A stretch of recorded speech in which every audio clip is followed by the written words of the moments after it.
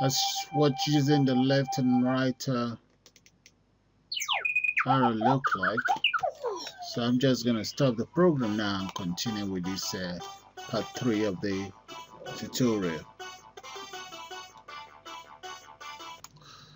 So with the brief demonstration, I think we've seen what the left and right keyboard can do.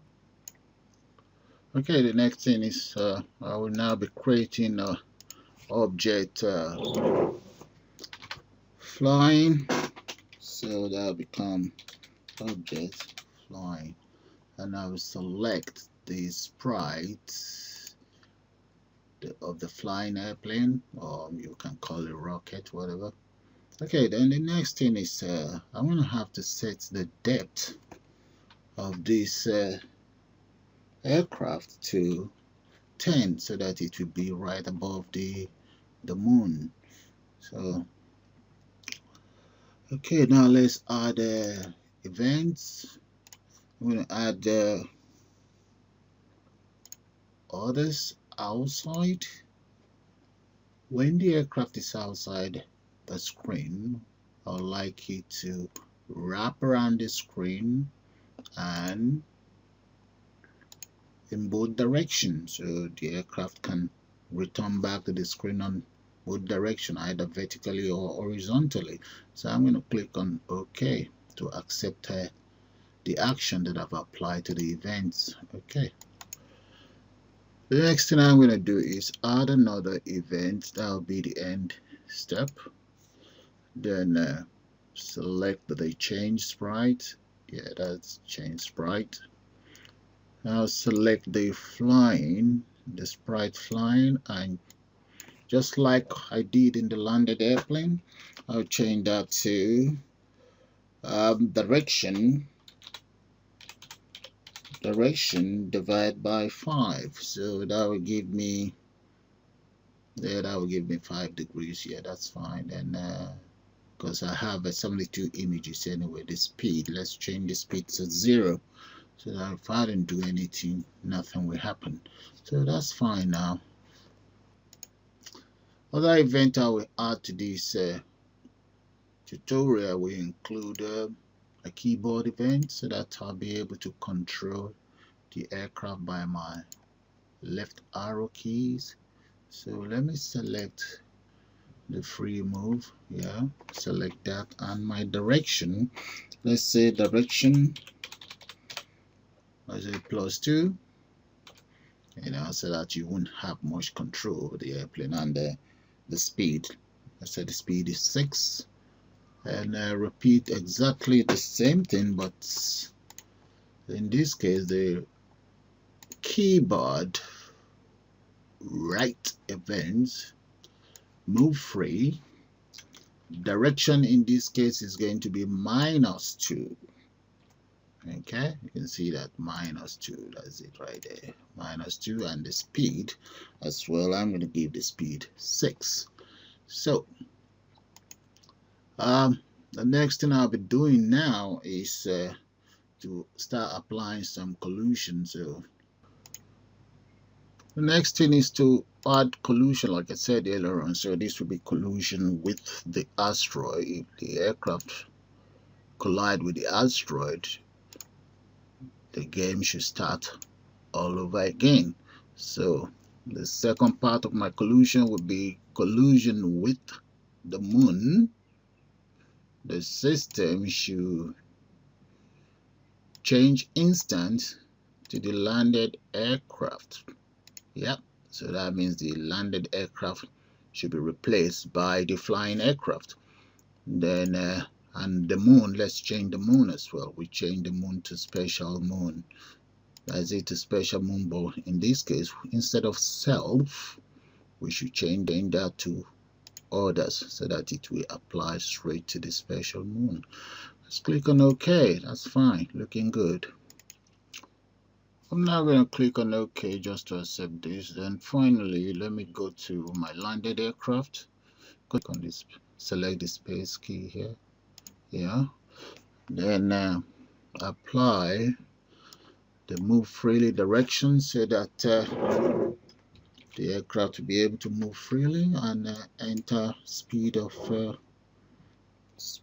about 6 there. Now once I press on the space key, I want my sprite to change from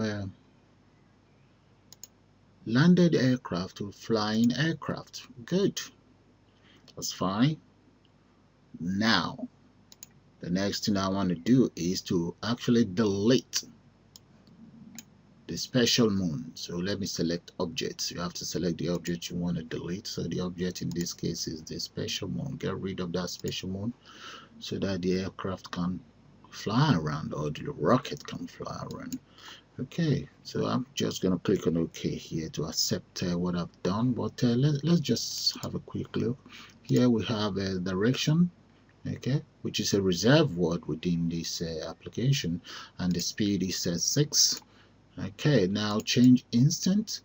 Okay, the instant is going to change to will be the flying rocket, or I'll just call it flying airplane anyway. Then I just delete the special mode, so that's fine. So all I'm just going to do now is click on OK.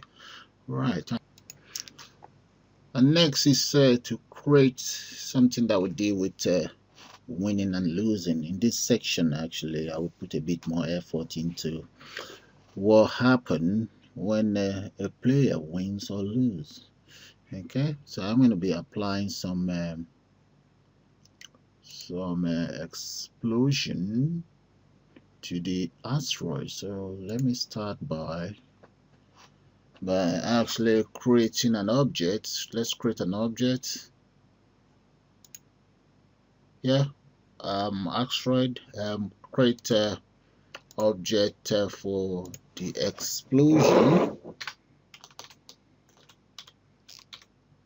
explosion. Okay, and now select the explosion sprite and set the depth to -10. Okay, now I'm going to add a create event.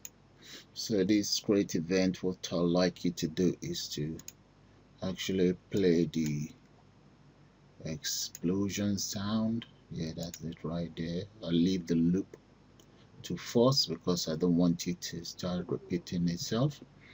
So I click on OK there. And the next thing is to add another event. In this other event, let me select end of animation. Select end of animation. That's selected. Then go to score. In the score, I would like to select high score. Select my high score there.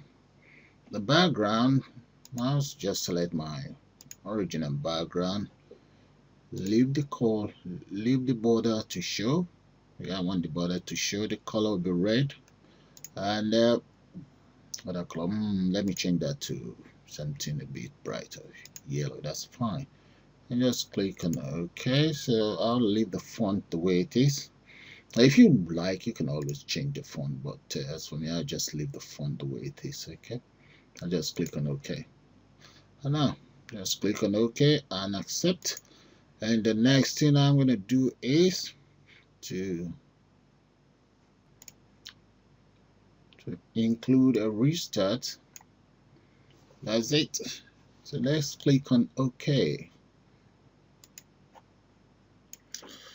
Next would be to edit the flying rocket or the flying airplane. So I'm going to select asteroid, and let's get rid of this restart. Delete that and come to main one. Select create instant. In the case of creating instant, I'm going to change that to explosives. The explosion object. Okay, so I will leave the X and Y axis as 0 and select relative to the asteroid right there. So just click on OK. Now click on destroy. In this case, leave it as self, so that means it will destroy the aircraft. Click on OK. So let's restart. Let's just try to test what we've been doing since. Let's run the program and see what's going to happen.